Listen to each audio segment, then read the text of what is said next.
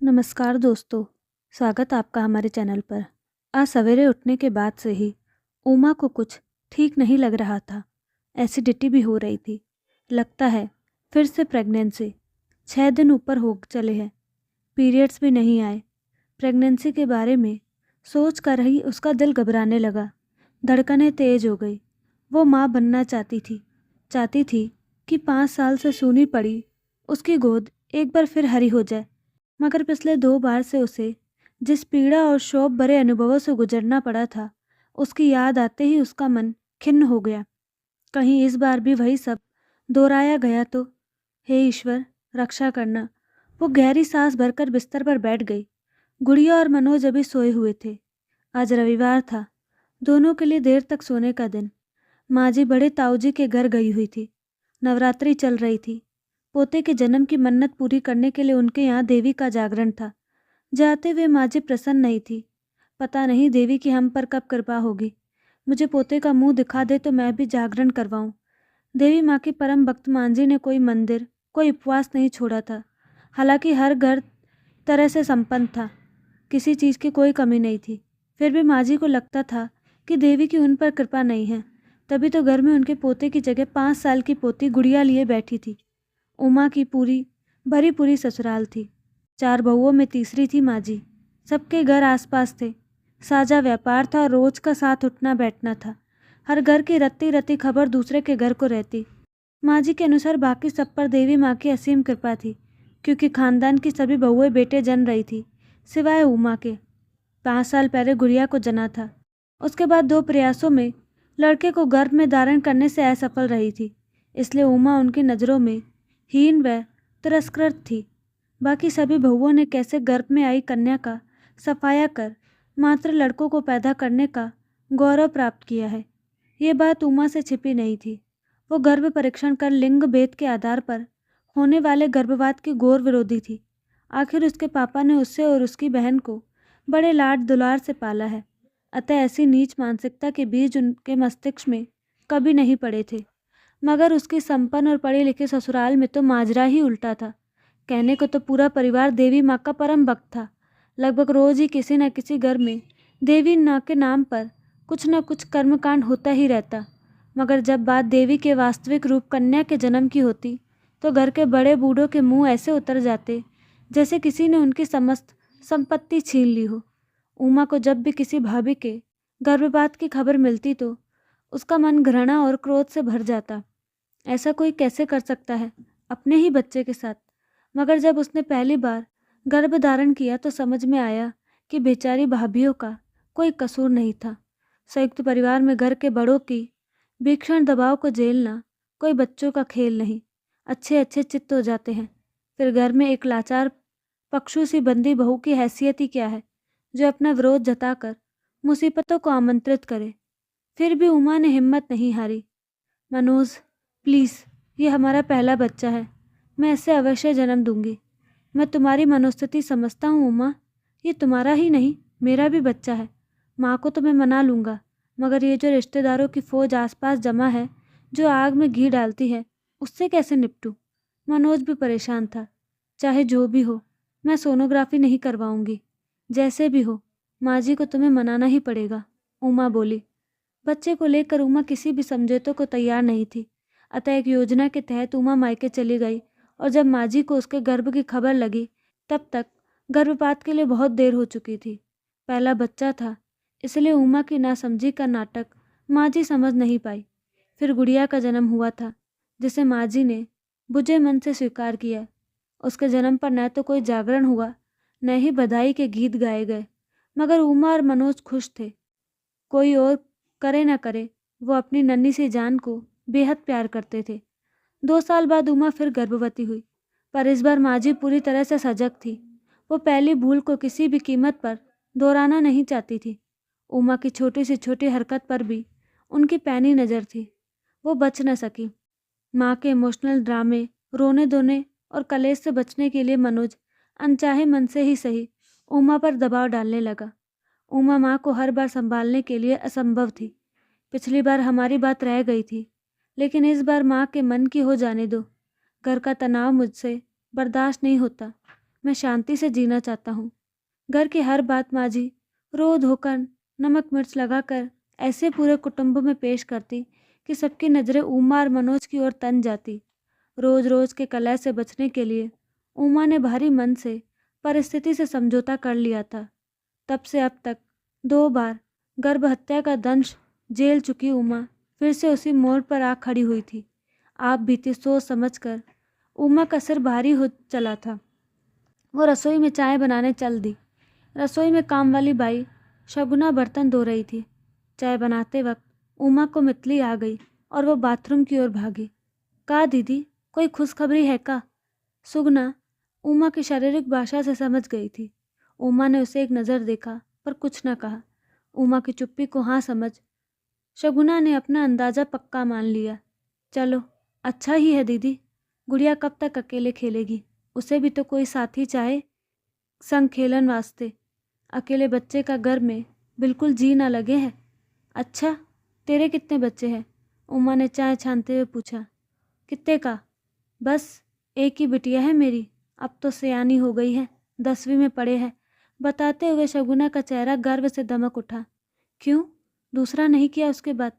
का बताऊं दीदी, इसके जन्म पर ही इतनी कलेश पड़ गई थी घर में। इसके बकत धोखे से डॉक्टरी जांच करा दी थी मेरी। मैं ठहरी अनपढ़ गवार, मुझे तो कुछ पता न था। छोरी जान पेट गिराने को पीछे पड़ गई, मगर मैं तैयार न हुई। भला बताओ तो दीदी, अगर मेरे माँ बाप मेरे साथ ऐसा करते तो मैं कैसे आती इस दुनिया में? फिर क्या हुआ? उमा उत्सुक थी। होनों का था दीदी। मैंने अपनी सास और मर्द को जो खरी खोटी सुनाई कि पूछो मत। मैंने साफ कह दिया कि माना मैं अनपढ़ गवार हूँ, मगर हाथ पैर से सलामत हूँ। कैसे भी करके अपना और छोरी का पेट पाल लूँगी। तेरे दरवाजे पर ना आऊँगी रोटी मांगने। मेरी कोख की तरफ आँख उठा के भी देखा तो अच्छा ना होगा।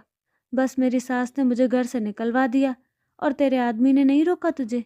उमा ने पूछा। वो क्या रोकता, वो तो अपनी माँ का पिछलग्गू था। मैंने भी सोचा परे हटाओ ऐसे मर्द को जो दुख दर्द में अपनी जोरू का साथ न देकर माँ के पीछे जा छुपे। जो अब काम ना आया, कुछ बुरी पड़े पे क्या काम आएगा? बस दीदी, अब तो खुद कमा खा रही हूँ और बिटिया को पढ़ा लिखा रही हूँ। एक ही बात कहती हूँ उसे, दुनिया से कुछ उम्मीद मत करियो, खुद मजबूत बन। उमा सगुना की बातें सुन अवाक रह गई। इस बुराई की जड़ें उसके घर तक ही नहीं, दूर बसी गरीबों की बस्ती में भी फैली थी। तुम लोगों में भी होता है ये सब? उमा ने हैरानी से पूछा। होता क्यों नहीं दीदी, हम ठहरे गरीब, जिस सौदे में सिर पर खरा चा पड़े वो किससे भाएगा? खैर जाने दो, हम लोगों में तो ये सब चलता ही रहता है। हम अनपढ़ों में कहाँ इतनी अकल कि छोरे छोरी का भेद ना करे। जिस छोरी की किस्मत भली होगी उसे भगवान आप जैसों के घर भेजे हैं। अपनी गुड़िया को ही देख लो, रानी बनकर राज करे है घर भर पर। सगुना दर्द भरी आवाज में बोली। शगुना की आखिरी बात उमा के दिल को तीर की तरह भेद गई। इसे क्या पता गुड़िया के अस्तित्व की रक्षा के लिए कितने प्रयत्न करने पड़े थे उसे। बेटियों को मारने का चलन अनपढ़ों से ज़्यादा पढ़े लिखे संपन्न परिवारों में है, जो अपना जीवन भगवान की इच्छा से नहीं बल्कि अपने समीकरणों पर जीना चाहते हैं। क्यों हर तरह से संपन्न परिवार भी लड़की के जन्म को भारी मन से लेता है। पता नहीं वो कौन सी मानसिकता है जो उन्हें अपने ही अंश को नष्ट करने के लिए उकसाती है। उमा चाय लेकर अपने कमरे में आ गई, मगर अब उसे पीने का मन न हुआ।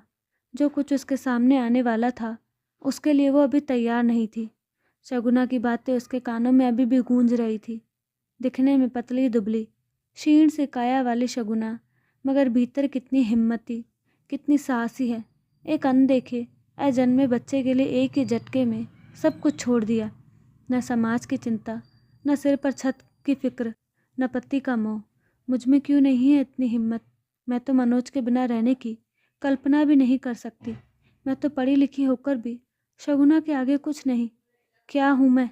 एक जीती जागती इंसान या एक खिलौना जिसे चलाने वाला रिमोट कंट्रोल दूसरों के हाथ में है? उमा स्वयं के विचारों में बुरी तरह से उलझी थी।